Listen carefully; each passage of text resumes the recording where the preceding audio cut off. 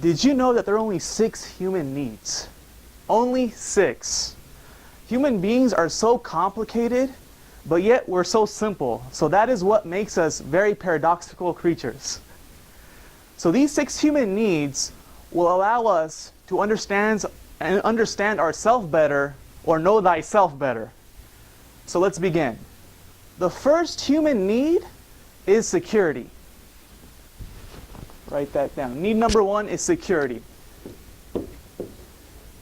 This need is fairly straightforward. It's obvious. It's common sense. My goal here today is to make sure that you're aware consciously of what the 6 human needs are, because unconsciously we naturally want these needs to be fulfilled. So today I'm going to bring it to your conscious attention. So need number 1 is security. Now, if we don't have our basic needs met, food, water, shelter, a safe environment, we're not going to be happy. It may even lead to depression or stress, anxiety, and worry.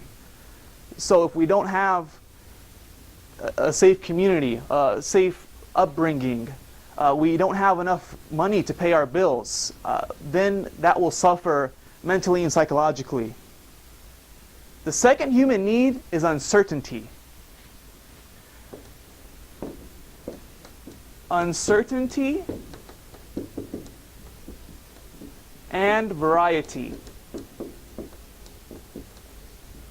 So this is what makes us paradoxical. At the same time, we have the need to be secure and safe, but at the same time we want variety and uncertainty.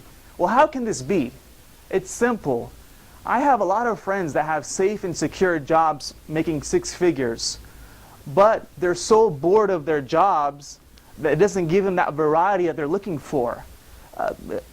We do have a desire for uncertainty, for the unknown, so we can prove ourselves in different areas of our lives, to make things fun and enjoyable. Because if we watch the same movie over and over again, or if we exactly know how our life is going to play out, we'll be bored. And did you know that boredom leads to depression?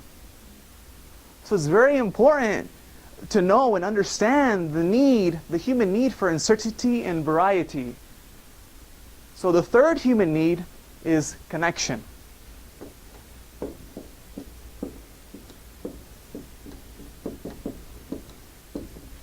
This is also straightforward. Aristotle in Book 1 of the Politics said that man by nature is a political animal. He meant that we're all social beings. We cannot flourish unless we have other people to help us along the way. And that includes your family, friends, people in the community, and beyond. And we have a desire, natural human desire for connection. That's why we have groups and associations that are up to the thousands. You have political party associations, national associations, Toastmasters, Boy Scouts.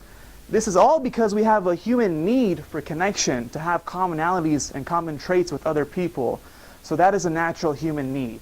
And if we lack connections, or if we don't have friends, if we don't have people who we can connect with to build common relationships with, then we'll feel lonely. And that loneliness will lead us to depression, anxiety, worry, and frustration. So the fourth human need is significance.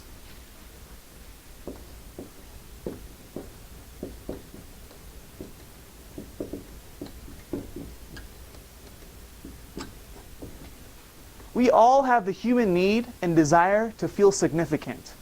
Whether this means for our families, whether we have a certain goal or aspiration where community members feel that we're contributing and being significant, or just feeling worthy and other people recognizing our potential and our worthiness.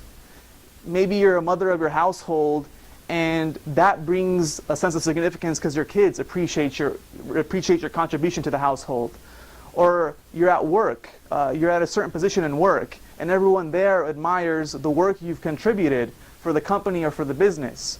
Or for a community, you're probably very active in your community in politics or different activities where community members really recognize your work. That is an inherent desire. If our significance is not recognized, or if we feel we're not significant enough in this world, in any way, shape, or form, it could be with our family, friends, community, then we'll be feeling a void inside. That is because that is a human need, a desire for honor. Now this desire, it can go to the extreme where it can lead to selfishness, but a simple desire for honor is actually very healthy. The desire for honor allows human beings to reach their full potential. It allows them to accomplish things that you could not imagine. So the desire for significance should not be looked at as something being selfish. Oh, it's all for yourself. No, that's a healthy, natural desire to feel appreciated, to feel significant, to do things that will give you recognition.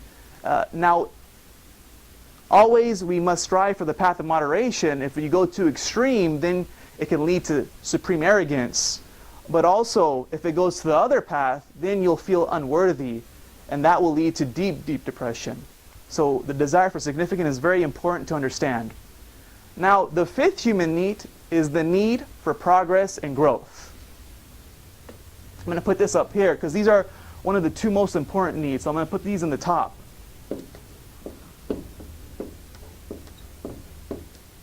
So growth and progress. If you do not feel that you're growing, whether it's in your work or in your life as a whole, you're not progressing in any way, shape, or form, then you will feel a void in your life. If you feel like you're going backward, you'll feel worry, anxiety, and some levels of depression. This is scientifically proven. So that is why growing and progressing and finding ways to get you to a path of progress is very important. If you feel like you're not progressing at all, then you have to change right away, because the thought vibration that you're going to receive by having the feeling that I'm not progressing is going to lead you to a downhill path. So it's important to be mindful of this human need. Now the last human need, the sixth and final human need, is the need for contribution.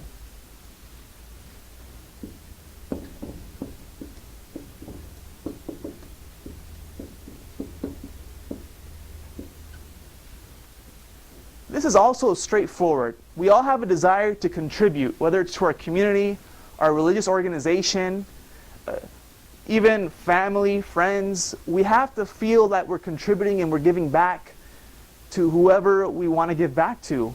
If we don't have that feeling, or if we're not engaging in contribution, we'll also feel that we're empty inside. So the need for contribution is important. And the reason why I outline all these needs is for us to really understand what our needs are and take action.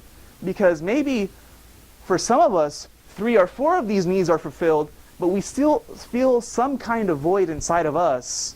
And it might be related that, well, I have my security met, but I get bored sometimes. Maybe I need to have some variety in my life. Maybe in my workplace, instead of making it boring, I can find ways to make it more exciting. Or maybe I should just get a new job. Or even within a relationship, things are at a certain rut in the relationship, and I can do things and techniques to make it better. So, and health-wise as well, I'm not progressing in my health. I'm out of shape. So I'm not progressing, and so that need for progress is not there. So maybe you have to make that change by understanding that human need.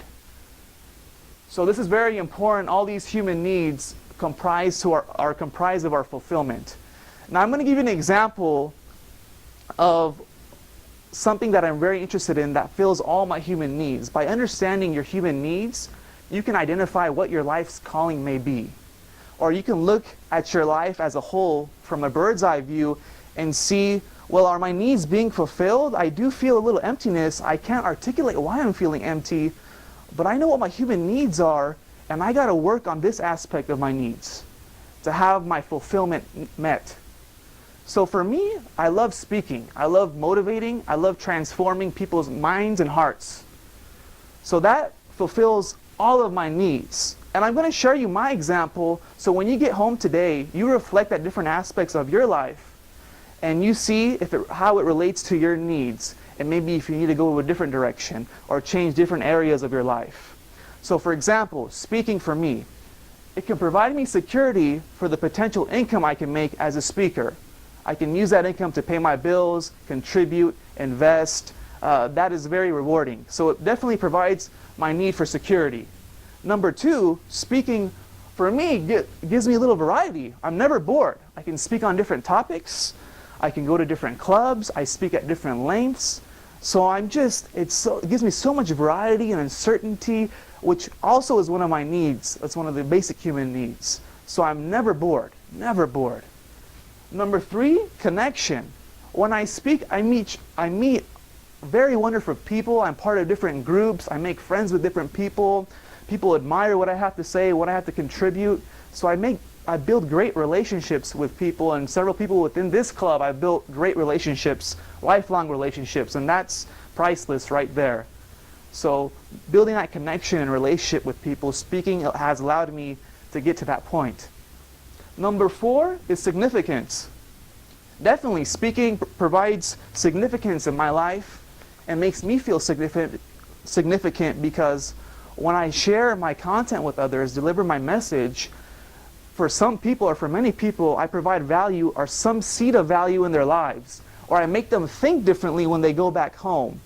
And they come up to me, they congratulate me, they really thank me for what I was able to do for them or how I was able to make them see things in a different way. So that makes me feel very significant. For groups of people, individual people, that's very rewarding. Number five, growth and progress. Speaking gives me growth and progress because the more speeches I give, I feel like I'm getting better with each speech I give over time. So as a speaker a year ago, I was lacking in certain areas. Now that I've been practicing and practicing, I've been growing as a speaker. Also, I read more, and speaking forces me to read more because if I want to deliver valuable content, I must increase my knowledge. And so I'm growing intellectually as well, which speaking has allowed me to do. Maybe otherwise I wouldn't have taken the time to read 4 books a month, 5 books a month, 1 book a week. It would not have forced me to do those things. Now I'm growing intellectually, professionally, spiritually, and speaking as well. Number 6 is contribution. Speaking fulfills my need for contribution because when I have that valuable information and I share it with others, I feel that in itself is a contribution.